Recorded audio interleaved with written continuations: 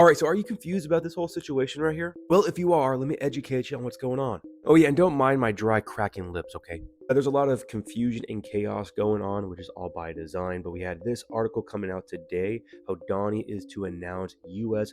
recognizing Palestinian state. But then we have Huckabee saying that this report of Donnie to recognize Palestinian state is nonsense. But what in the world is going on? I believe it's all part of the plan for them to get Saudi Arabia on board with the Abraham Accords.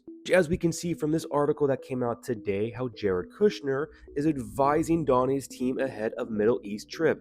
But before I continue with that article, let me remind you guys of this article that came out about a month ago, how Kushner's Abraham Accords institute to merge into the Heritage Foundation. Now back to this article right here, where we can see ahead of Donnie's first major foreign trip to the Middle East in his second term, Jared Kushner, the president's son-in-law and former chief negotiator for the region, has once again emerged as a crucial advisor. Now, despite not being part of the official delegation, Kushner has been working behind the scenes, offering guidance on negotiations with Arab leaders, including those in Saudi Arabia. Now, Kushner's involvement stems from his deep relationships with Middle Eastern leaders, which he cultivated during Donnie's first term. His expertise has been instrumental in discussions concerning potential agreements that could normalize diplomatic relations between Arab nations and Israel, a continuation of the Abraham Accords from his first term.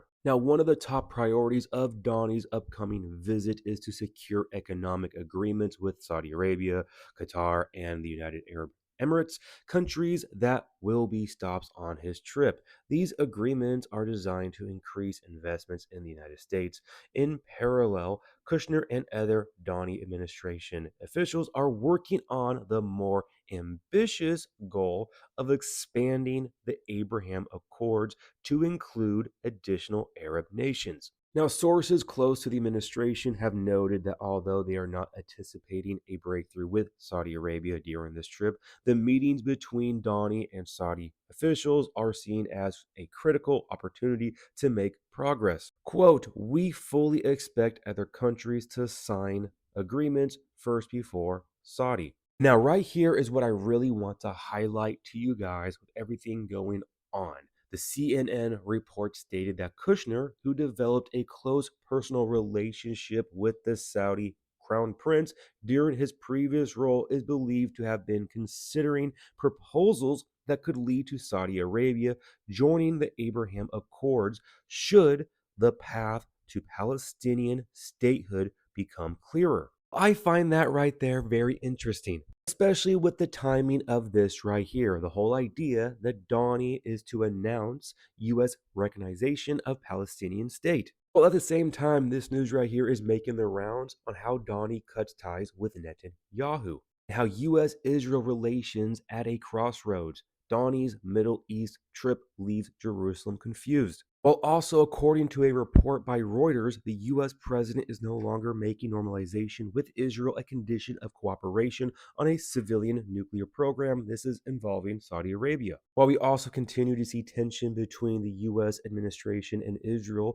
where we have this U.S. Secretary of Defense, Pete Hegseth, cancels his visit to Israel. So, of course, there's a lot of confusion and chaos going on, but the reason why I believe we are seeing this right here, along with this whole speculation of an announcement of the recognition of a Palestinian state, is to get Saudi Arabia on board with the Abraham Accords. Because as we saw with this article right here, that Saudi Arabia joining the Abraham Accords will depend upon the path to Palestinian statehood becoming more clear. But now the monkey wrench in this all is how Israel is announcing Operation Gideon's Chariots to seize control of Gaza if hostage deal deadline is missed. And if you are wondering when this deadline is, we can see right here, Israel said that it will give Hamas until the end of the U.S. President Donnie's trip to the Middle East. Now, we are going to have to wait and see what plays out next week, but I think this right here, which I read earlier, how sources close to the administration have noted that although they are not anticipating a breakthrough with Saudi Arabia during this trip, the meetings between Donnie and Saudi officials are seen as a critical opportunity to make progress. So I think this right here is the main takeaway. So it could just be a big nothing burger next week where we don't see anything outwardly huge coming out.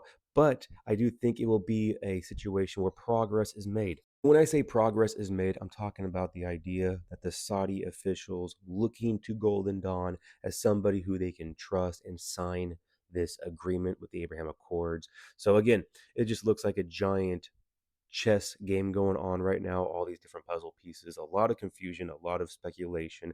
We are just going to have to wait and see what happens. But I would not be surprised if something does take place next week, some type of, event. I want to just be careful with what I say here, that then maybe sparks escalation with Iran and the Houthis. We'll have to wait and see how everything plays out. But it is interesting how we have Golden Dawn talking about, a Palestinian statehood, possibly, maybe could all just be rumors and speculation. But at the same time, that we see Israel having their Operation Gideon's Chariots to then take over Gaza. We also had not too long ago that AI created video of, you know, Golden Dawn's Gaza with his golden statue there and how weird that was, right? So we're gonna have to wait and see how everything plays out, but things are escalating, no doubt. I just wanted to bring this information to you guys with what's going on behind the scenes, especially with Jared Kushner. He is definitely on the radar for possibly being the man of lawlessness, possibly. Same thing with the Saudi prince. That guy, he gives off vibes as well. So we have to remember the Antichrist, the man of lawlessness. He is the little horn who rises. So he is a leader who then rises to that position. So there's a lot of individuals who could be that guy right now, right? So I don't want to rule anybody out, but at the same time, I'm not looking for the Antichrist. I'm looking for Jesus Christ, all right? I'm keeping my eyes on him, resting in him, my identity in him. And I hope that you guys are encouraged as well, knowing your security in the Lord, understanding the gospel of trusting and believing in Jesus for eternal life, the blood that was shed on the cross, and that you have eternal hope. You have eternal life right now, present tense. So with that, guys, I love you all so much. Just trying to keep you updated with everything going on. It is just crazy every single day. Try my best here. But with that being said, I love you all so much. God bless. Remember, the just shall live by faith.